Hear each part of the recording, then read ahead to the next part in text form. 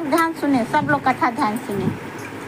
कोई कहता है ना कि हमें भगवान जब इच्छा होगे देंगे, तो भगवान भी बोलते हैं ठीक है, जब तुम मांगे तब मैं दूंगा। क्यों? पूरे शिव महापुराण में जब जहाँ तक भगवान की कृपा, जहाँ तक मुझे ज्ञान दिए हैं, उसमें एक ही वर्णन है, तुम बोलो, तुम कर्म करो, मैं देता हूँ। इसलिए बोलना आवश्यक है। बोले के बाद सबको कर्म जरूर, जब कर्म कर तो कहाँ देंगे। बोलना, कर्म करना, कर्म करेंगे तो भगवान निश्चित देंगे। इसीलिए कर्म अवश्य करना चाहिए।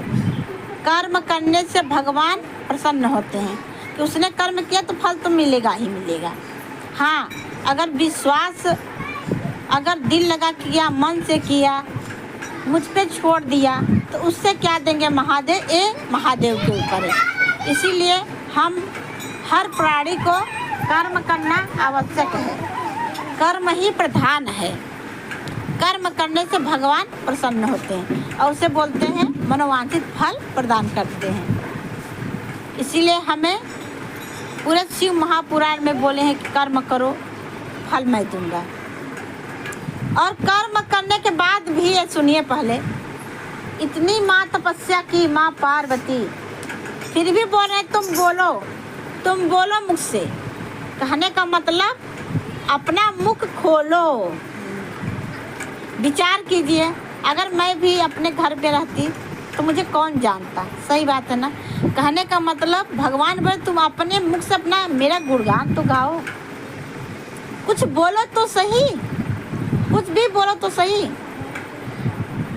कि महादेव चमत्कार करते हैं, माँ पार्वती चमत्कार करती है, दया करती है।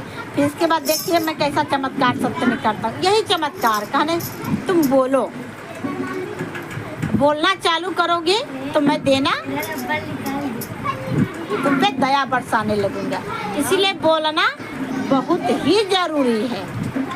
जिस तरह आप कहीं दुकान पे जाते हैं, बहुत सारे भक्त का प्रश्न है कि हम क्या बोले, भगवान को सब पता है। भाई, भगवान को तो ये भी पता था माँ को क्या चाहिए, माँ पार्वती को, लेकिन फिर भी बोल रहे हैं, इतना तपस्या करने के कठिन बाद भी बोल रहे हैं तुम अपना मुख खोलो।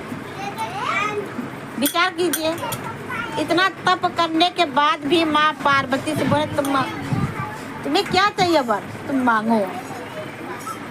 माँ बोले आपको पता नहीं है। भाई, इन्हें तो सब पता है। इसीलिए बोलना बहुत ही जरूरी है।